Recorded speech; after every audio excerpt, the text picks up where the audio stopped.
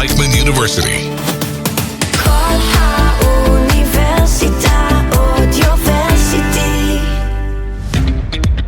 De-influenced. It's time to set the record straight with Jonah Hoffman and Amanda Jakubowicz. Welcome to De-Influence, a show that explores the world behind the camera, the influencers who can affect our lives and the world in which they live. My name is Jonah Hoffman, and with me as always is Amanda Jakubowicz, and today we are joined by a very special guest. She's been speaking to students about Israel for over a decade and the founder of the Jerusalem Education Institute, my cousin, Charlotte Korchak. Welcome to the show. I'm really happy that we were able to make it work. Dive in. 100%. Yeah, you really are like one of our dream guests since the moment that we thought of this show. And especially like we as a community were a whole entire like advocacy industry, especially since October 7th. And we have these nonprofits and merch and influencers and all these different things. And that's really what we wanted to kind of be able to dive into with this podcast is like what's actually going on with our community. And I remember when I first told you about our podcast premise and your automatic reaction was like, oh, I don't like that word. I'm not an influencer. And despite your vast knowledge of Israel and the extremely eloquent way that you communicate it, it's influenced me, it's influenced Jonah and so many people around the world to educate ourselves and to advocate. But we know exactly what you mean, that idea of like, oh, influencer. And that's why we're so excited to film this episode and actually dig into what that negative connotation regarding pro-Israel influencer means and where it comes from and what we can do to hopefully change it. So without further ado, let's get started. Charlotte, what does Israel education mean to you? That's a broad question, but to me, it just means, again, for anyone who wants to better understand what's going on in Israel, how Israel relates to the broader Middle East, how Israel relates to Jews around the world, to anti-Semitism, that's Israel education. Getting an idea of the history, contemporary reality. To me, you're not going to be able to understand what's going on now if you don't understand history. And that's history across the board. I was a history major in college. I'm just such a firm believer that history does repeat itself.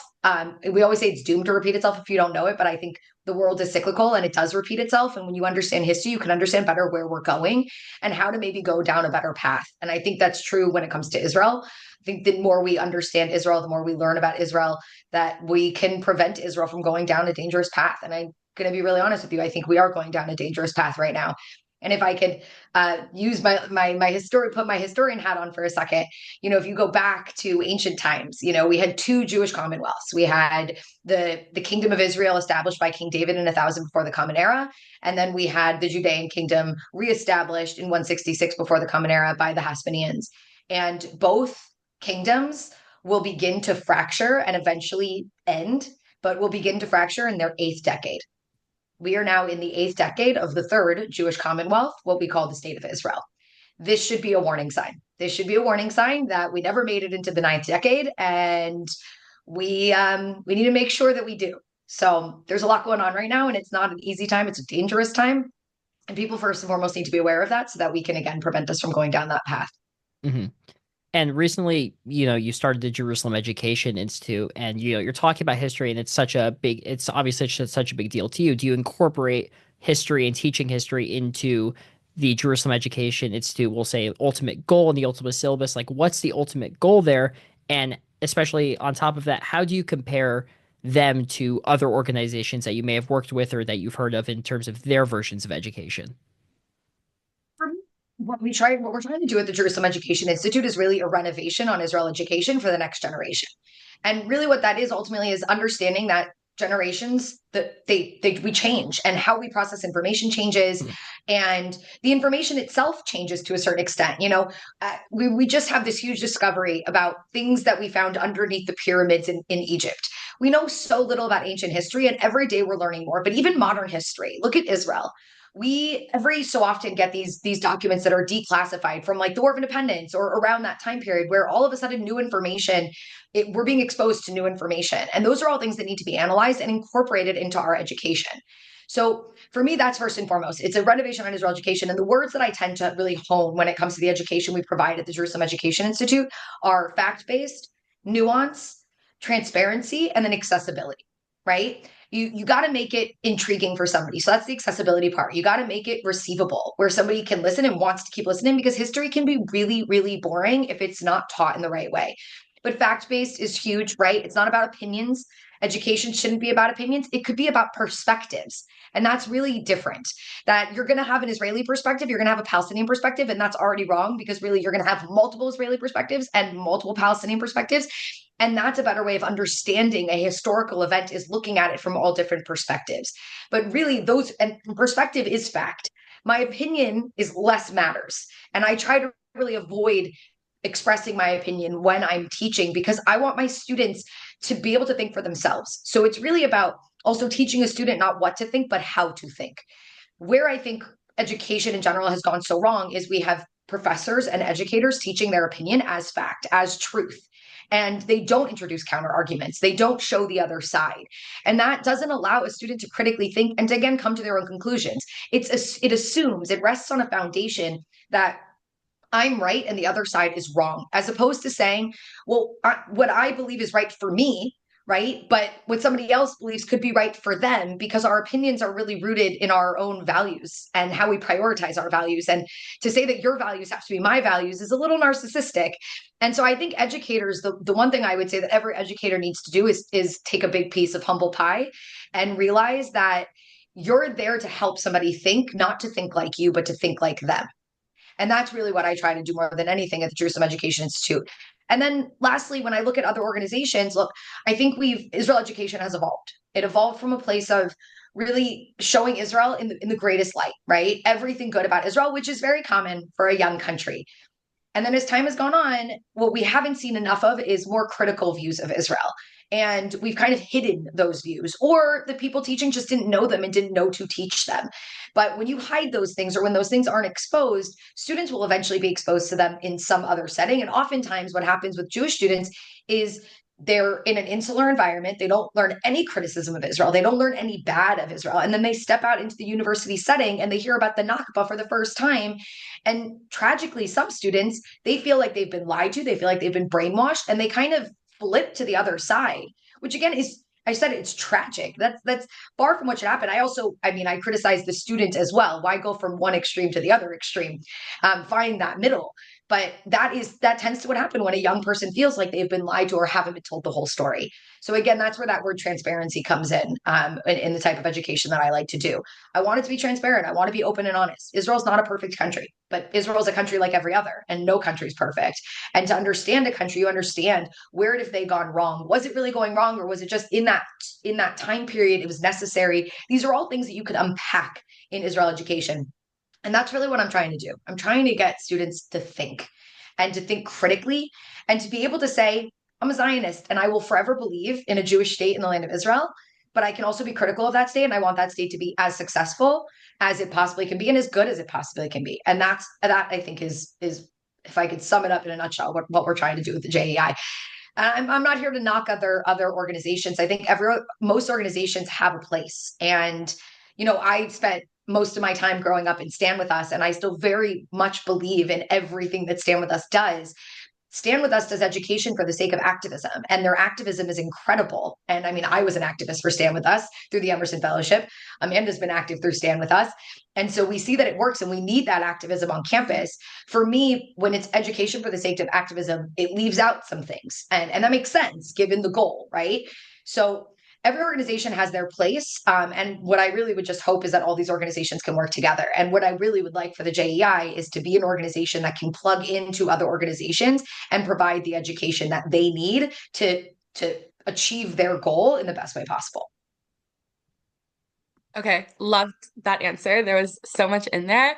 And so specifically with actually being able to speak about so many different perspectives, how do you do that and have that critical thinking while still making sure that you have a very strong sense of pro-Israel identity, and still motivating people to be advocates and activists while having them understand the full picture? Like, how do you kind of balance those two? It's two different worlds. So I tend to say that we have four conversations about Israel. First of all, I want to I stopped using the word pro-Israel a long time ago. I just use the word Zionist instead. And I think the reason that I do that is I'm really been in the business of trying to take back the word Zionism for a long time. My mentor, Gil Troy, wrote a book, The Zionist Ideas, at a time when we were being told as educators to not use the word because it is perceived in a really negative way by the outside world. And his response was, no, I'm not going to use it less. I'm going to use it more and I'm going to take it back. And I've really honed to that for much of my time in this industry. And so not pro-Israel, but Zionist. Forgot the question. Balancing strong kind of advocating and activist and a Zionist identity. Right. Okay. So for me, Zionism is the belief in a Jewish state in the land of Israel, right? Nothing that I'm going to learn about actions of Israel are going to change the reality that no matter what, the Jews have a right to self-determine in their ancestral homeland, right? And every country, again, has bumps and bruises and has done things wrong and made mistakes. And that doesn't in any way negate their existence, right?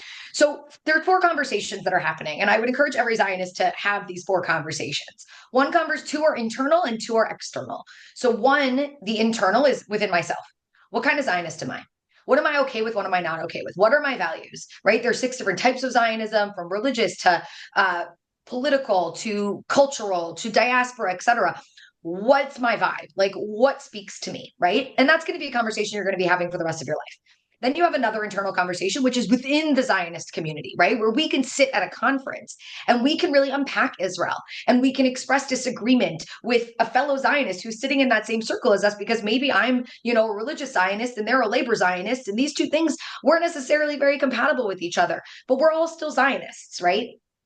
And so that internal conversation, which can be very critical because we don't have to be afraid of what we say, the criticism that we express being used against us, right? And that, I think, is part of the fear of being critical publicly, because now let's talk about the other 2 conversations.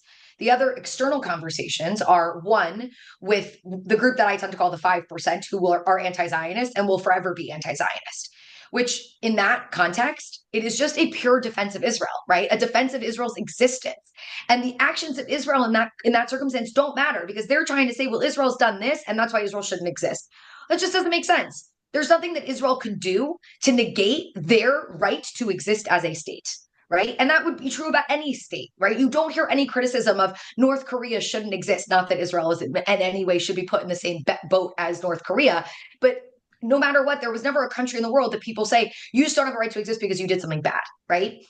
So in that case, we as Zionists need to stand tall and together firmly against that audience, saying, no, Israel forever have a right to exist. And then you have the other external conversation, which is with the 90%, right? The people in the middle. By the way, the other 5% are the Zionists. And the other 90%, the people who sit in the middle, the people who don't know, who are apathetic towards Israel, the people who are misinformed about Israel, right? And in this conversation, where the many perspectives come in and how they are beneficial is when I'm trying to present Israel to somebody externally, I need to tell them the full picture. I need to be honest about how they understand Israel. And so even though I might stand on Israel's side, it's still my job to present the Palestinian side. It's my job to present, again, a full picture so that they can walk away with a better understanding. And most importantly, I mean, if I only present them the Israel side and they're like, wow, okay, great, that makes total sense. I totally understand why Israel's fighting this war in Gaza because of October 7th, but I don't mention anything about the suffering in Gaza, right? The next person they talk to who's anti-Israel, right, an anti-Zionist, or even somebody who's not anti, but just a pro-Palestinian, who then starts to talk about all of the suffering that's happened in Gaza over the last year and a half, well, that person is going to think that I lied to them or that I intentionally left that out to try to pull them over to my side. And I'm such a firm believer that you can show the full picture and people will stand firmly as Zionists who support Israel's right to exist in that land, but can also be pro-Palestinian. And that to me is crucial. Is today we live in a world where, well, funny enough, in certain areas, everything's non-binary, right? We don't have to unpack that right now. But in other ways, everything has become a binary, right? You're either on one side or the other. And there's no reaching across the aisle anymore. There's no, having a conversation with somebody who's on the other side, because the other side is not just somebody that I disagree with, but it's evil. And that's a huge problem. And so creating a reality where you could say to somebody, wait, you can be a Zionist and you can be pro-Palestinian. You don't have to choose a side here. The side that you should be on is the side that's against extremism, right? Which I wish was a message broadly, I would say politically and everywhere else. And so the different perspectives aids in enabling somebody to come to that conclusion on their own, look critically at Israel, but never come to the conclusion that Israel has a right to exist, and also look critically at the Palestinians and understand maybe why they haven't been able to achieve statehood in the last 80 years throughout this conflict, right? So that to me is those perspectives just enable more critical thinking and more ability to kind of put yourself in the middle rather than on one side or the other. Talk about, having this knowledge base and especially having these conversations with the 5% and the 90%, which make up a lot of the people we see on campuses, whether it's the people at the campus protests or just students walking by who go, what is this all about? What is that? And it's very important. One of the main things is having a knowledge base to go in, whether you're Jewish or you're a Christian or whatever it is, and you're a defender of Israel and you're a Zionist. Having that knowledge base is super important, especially when going up against campus anti-Semitism. How do we increase that? How do we actually get to these college kids or even late high schoolers who are about to go into college to make sure they're able to properly defend themselves?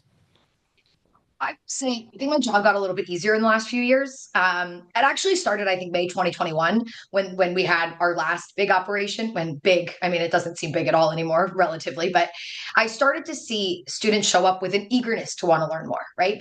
And tragically, that's because when you're being attacked, you want to have the information to be able to defend yourself. And I hate that. I wish that it could come from a more proactive place of just, I'm a Jew and I want to know more. Or I'm a Zionist and I want to know more. But now I think the anti-Zionists are doing our job for us to a certain extent of really inspiring students to want to know more. But I think that's also our job as educators. I think I hate talking about myself. It's not, and that, by the way, Amanda, that goes to like the influencer thing. It's the difference of talking about yourself versus talking about Israel. And I hate talking about myself, but I think one of the things that people say about me when I leave a room is, wow, she's so passionate. And that kind of people cling to that and they're like, wow, I want to know more. And it's how you introduce it in an exciting way, in an intriguing way. And I think what I love so much about the Jewish story is that it is so compelling and there's so much there to unpack. And so first of all, it's triggering that interest, right? I had a student say to me at the conference that me and Amanda were just at, he said, you have 30 seconds, that's all somebody's going to give you. So you have to give them that soundbite in 30 seconds. I am the anti-soundbite person. Okay. The JEI is the anti-soundbite organization. I am not here to just give you the soundbite. And I looked at that kid and I said, no, you have 30 seconds to captivate somebody. You don't have 30 seconds to make your entire argument. If you don't captivate them, they'll give you 30 seconds. But in those 30 seconds, if you captivate them, they'll give you 10 more minutes. Hell, they'll give you an hour. You know how I know? Because it happens to me all the time, right? So it's a matter of how you introduce it. And you say something that triggers somebody to say, wait, I want to know more, right? And then you could go deeper. And really, when you said it, Jonah, it's all about having the information. I want to take students to the next level. I don't want to just give them the surface. I'll give them one presentation and they'll say, oh my God, do you have a reading list? Do you have podcasts that I can listen to? Right? Because they want to go deeper. Right. And then here's what I've learned. I can sit there and I can teach you the history in a way that, again, is compelling and fascinating. And once you've had that foundation, when somebody then tries to have a conversation with you, you can go well beyond the soundbite. You're not scared because you know the answer to the answer that they're going to bring up, and you know the counter argument, and then you know the counter argument to the counter argument. I had a student, I teach at a seminary in Israel, MTVA, shout out to MTVA. I've been working with them literally since they opened. And I had a student who went to MTVA 2 years ago, and she's now at Columbia Barnard. And she messaged me at the end of last year saying, I'm just so that I got to have that seminar with you in Israel, because it wasn't a one-off. It was 2 full days and then multiple classes afterwards and then a final session at the end. She said, you equipped me where I was able to go up to a table at Columbia where a professor was tabling at an anti-Zionist table. And I was able to hold my own in a conversation because I just knew the facts. I knew the history and I knew the depth behind the facts. And so we got to go deeper. And again, people say, but kids don't have the attention span. It is your job as an educator to trigger that attention span. And I guarantee you, once you do, it's there because now you've sparked an interest and they want to know more. And again, our job is half done for us. Students are being attacked all the time, verbally, mostly, not physically, and they're craving this information. And so I'm just happy that I was in a position to start this organization to really be able to start to provide those facts to students. And I think one more thing. Students want to be told the truth. They don't, and your generation more than any generation, and excuse my French, but they have an amazing bullshitometer, right? They can smell bullshit from a mile away, right? Because their entire life has been curated behind a camera, right? On social media. And so what I think students crave more than anything now is authenticity, right? So they can sense when I'm presenting something and it's one-sided. They can sense when I'm only giving them part of the information and not all of the information. And so what also intrigues them and what brings them in is if you present that full picture to them, they're so much more willing to want to learn more from you. Right. And that's really what I'm trying to do with the JEI. For sure. And like, especially when you said like you don't want to talk about yourself and you don't want it to be about sort of what you're doing and to actually go deeper about the merit of the thing, like the actual content. I think that's something that our community is really starved for right now, especially since October 7th. And like, you just want to keep pushing, like, strengthen your identity, strengthen your community. And like, sometimes you're forgetting, like, this isn't so black and white where we can only learn like one side or one sort of like section of the entire spectrum of information and that's it. And that sort of goes to the idea of like we have a lot of falafel Zionism going on right now in sort of our Israel education, and it's less education and more even like not necessarily in a negative way, but like indoctrination, you know, like. And yeah, if you want to explain what falafel Zionism is, I feel like you'll do a better job than me. And it's so funny. So I've been in this industry now for half my life. I'm 37 years old and I got into this field when I was 19, 18 actually. So I've watched the spectrum, right, of the falafel Zionism, which was something that the Israeli government tended to put out, this idea of like the cherry tomato, which by the way, Israel did not invent. Not a hot take, but a Jewish tomato geneticist came up to me one time at a lecture and was like, by the way, we didn't actually invent anyway. But Wait, it I was never knew this that. idea of and look, let's get to like the real root of it. The real root of it was when people thought about Israel, they thought about the conflict. Okay. Anyone around the world, when you ask them about Israel, they would say, oh, the conflict, or oh, it's dangerous there, or oh, you say you're going to visit, and they'll say, oh, we'll pray for you. Right. That was what they understood. And so the idea of falafel Zionism was really this idea of let's expose people to Israel beyond the conflict. Right. And that's the cherry tomato and drip irrigation, and that we invented the cell phone and the high tech industry in Israel, which is important. Those are all things that people should know about Israel. It's another facet of Israel that people should understand. The problem is that it got too mixed in with a discussion about the conflict. So somebody says, let's talk about what's going on in Gaza. And it's like, well, no, let's just talk about, how Israel invented the cell phone. And it's like, no, those are two separate conversations. And if you're talking to somebody trying to introduce them to Israel broadly, of course you're going to introduce those things and the food and the culture and the vibe of Israel. But when we're talking about the conflict, we have to talk about the conflict, right? And those two things got a little too conflated. And then I would say that now it just doesn't work anymore, because when you have a war like the war that we've been fighting over the last year and a half, none of those messages are actually going to become compelling to anybody who sees what's going on, right? That doesn't mean that we shouldn't be celebrating. But I think that's more of when I was talking about the four conversations, it's more of that second internal conversation within the Jewish community, that we celebrate Israel and we show our kids the beauty of Israel. And you plant a seed of again, the great parts of Israel, just like we do in America and anywhere else, right? Like we all grew up with like George Washington and the cherry tree and like all the positives, hell, we all sang a song about Christopher Columbus sailing the ocean blue, leaving out the fact that he'll go and be responsible for like basically genocide. That's how we tend to do things when you're teaching young people. So there is a place for it. Don't get me wrong, and I'm not poo-pooing it entirely. It's just a matter of when it's conflict related, when we go off to university, that's just not the focus. Now, that being said, there are good things that you could do. I would say highlighting organizations like Save a Child's Heart on Valentine's Day, where you can, have a fundraiser to fundraise for Save a Child's Heart, which ultimately will go to literally saving children's lives. Like that should never be put into the category of falafel Zionism, because it's an organization with a real mission that can really help. And not everything that we talk about has to be the conflict.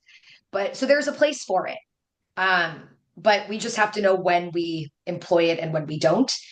What I struggle with a lot of the influencers in our space is, again, I've been doing this for half my life, and I see the same sound bites, the same rhetoric that we used 15 years ago, like being used by these people who just stepped into the field. And that makes sense because when you just step into the field, that's the first step. That was my first step 19 years ago. But when you've been here for that long, you realize most of that stuff doesn't work anymore. And even if it does, you have to figure out another way of saying things, another way of doing things. And the example that I tend to always give is, I mean, in the last few years, how many of us have said, well, Hamas uses human shields to people and they just roll their eyes at you. And they literally just like say, oh, here's another, Zionist propagandist talking about human shields, right? Now, again, we have to explain human shields. Like that's one of the reasons that so many people have died in Gaza. It's an important point that you have to talk about. But it's how we frame, it's how we say it. Human shields, that term doesn't work anymore, right? It's brushed off as propaganda. So instead, you can just say, Hamas hides underneath the civilian population and uses them for protection, which is saying the exact same thing, just in different words. So it's also knowing how to evolve our language based on how it's being received and how the anti-Zionists are really flipping it and teaching people to hear that it's propaganda. And so there's a lot there. But I struggle with people who just jump into the field, helicopter into the field. They have a lot of followers, they have a lot of influence, but they don't have the depth to be able to truly influence people in the way that I think they need to be influenced. Now, that being said, they could be a nice stepping stone. Great. You pull somebody in, you intrigue them, you inspire them, then send them off to the JEI, right? Then send them off to somebody who can actually properly educate them. And this is what I think it comes down to, is knowing your capabilities and what you're not capable of, knowing what your niche is and knowing how to pass things over. My organization is not going to deal with activism. So if a student comes to me and says, I want to be active on campus, I'm going to say, great, go do the Stand With Us Emerson Fellowship, right? Or go be a camera fellow on campus and really focus in on the media, right? There's so many different fellowships and so many different programs you could do. And I'm not going to say, let me now go and create a fellowship. No, I don't need to do that because it already exists. So it's also knowing your place, knowing when to pass over to somebody else, pass the ball over to somebody else, because that's their strength. And that also comes down to humility, right? And the ability to say, that's not my expertise. Let me hand you over to somebody who is an expert. And I hope that now with the JEI, that people will default to us, that people will say, go to the JEI, right? Take one of their master classes, read some of their resources. And that's where you'll get more educated, right? They have a reading list on their website. Go start buying those books and take a deeper dive, right? And the JEI is there to help you through that process, right? As opposed to everyone trying to do it on their own. And when you try to do everything on your own, you end up doing everything not so great. Whereas if you hone one thing, you end up becoming great at that one thing. And if every one of us became great at that thing that we are good at, and then we work with each other, we would be in a much better place. But we tend to be competing against each other more than we are aiding each other. Exactly. And like that's the whole thing, is that not every one person or every one organization can do it all. It's a buildup, and it's like to get to that knowledge base, to be able to actually be confident on a university campus or like anywhere that you want to advocate for Israel.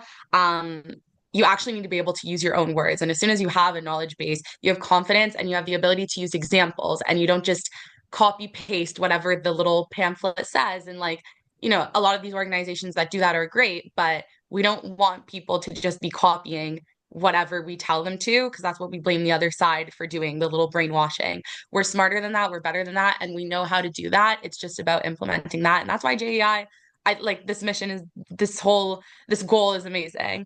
And then that all sort of comes to a head at these conferences where, I mean, like now we were just at a conference. It was amazing. I've been to a lot of these types of conferences for a community that are very amazing and so educational and informative. But you do sort of sometimes feel like, some sort of messaging is a little bit more in depth and some is less. And it all kind of comes to a head there. And, like a lot of times these conferences, as much as I love them and as much as I enjoy and I learn a lot of times I'm like, what if all this money just went to the farmers that are struggling? What if it just went to evacuated families, whatever it is? Pick a name out of a hat. Like there's so much in Israel, so many people that need help. And sometimes I'm like, why am I going to this conference? Like, why do I need whatever? Why do we need any of this? Why do we need all these influencers like sitting, like talking about each other and stuff? And yeah, how do we kind of balance like the positives and the negatives there. These conferences are very valuable. I'm not gonna say that all the money should be sent to Israel. Like, some money should be sent to Israel, and thank God, like, that's happening also. I think one of the core values of these core benefits of these conferences is just you going and mixing and having relationships with other young Zionists like yourself, because that gives you more energy and more ability to go out knowing you're not alone, knowing you have a group of people behind you who are like-minded. Just the social element of these conferences, I think, is beneficial. Okay. Now, and then on top of that, we have to understand, again, there's two battles being fought. Yes, we need to rebuild Israel. We also need to protect Israel. We need to protect Israel from the really, really vile rhetoric that's out there in the world today. And so these conferences are valued because they're giving you not just the tools, but the will to want to go out and to have those conversations and to protect Israel. And so many Israelis say that. People in Israel would always ask, did you serve in the army? And I would say, no. I've just been doing, I graduated from college and then I started, working at Stand With Us, and I've been doing that ever since. And they go, oh, you're serving Israel in a different way, right? It's like, that's your service, right? And so even Israelis, they notice, they're like, we stand on the front line in Gaza, and you guys are standing on the front line for us on college campuses. And these conferences give you the tools to be able to do that. Now, I'm not going to say what conference we were at, because I don't want to, again, I'm not trying to bash anyone, and I'm really not. But I think where we struggle is with the educational pedagogy of these conferences, that the people who are creating these schedules are not necessarily educators. And so I think sometimes it's thrown together in a little bit of a haphazard kind of way. So we could be getting so much more out of these conferences if there was more of a better understanding on the educational side of things, and the emphasis of who we're bringing in. And then this is going to be my challenge to the students, which is, when you fawn over an influencer who's not going to come to a conference and educate you, but they might inspire you, you're encouraging that organization to then bring those people back, right? And instead of having a really good speaker who's an amazing educator who you're going to learn a lot from, but you don't know them because they're not on Instagram, right? Instead, you're going to get the person on Instagram and you're going to get something very surface, and you're not going to get the in-depth. What I loved about the Stand With Us conference is I thought there was a great balance, right? We had the influencers, but they also had Natasha Hausdorff, like the brilliant scholar from UK Lawyers for Israel, right? They had Eyal Dror, a brilliant a colonel from the Israeli military who participated in an amazing operation in Syria, rescuing Syrian children during the Syrian civil war. And so there was a nice balance, right? And so we also, as students, there needs to be a demand of, we want more. We want it to go deeper. We need it to go deeper, right? So you think that we want to see these people that you're spending $50,000 to bring to make a 30-minute speech on stage, when really we would rather you spend that $50,000 and divvy it up among these 5 other speakers who would never charge that much money, who would bring me so much more value, right? I was talking to somebody just now about Yossi Klein Halevi, and they just said, like, why are these people not famous in our industry? And I say, because they're not on Instagram. And that is tragic, because Yossi Klein Halevi, Gil Troy, Daniel Gordis, these people changed me as a Zionist. And they're the ones who guided me. And they're brilliant speakers, and they are intriguing.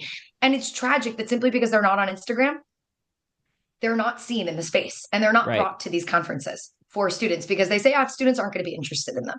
So we're running out of time. So I just wanted to say, that's an incredibly important point, that we really could be spending this money better and on more speakers.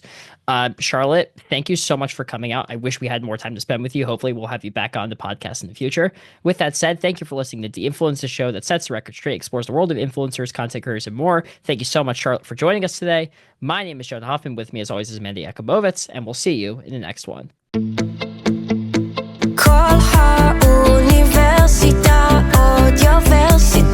Audioversity, the voice of Reichman University.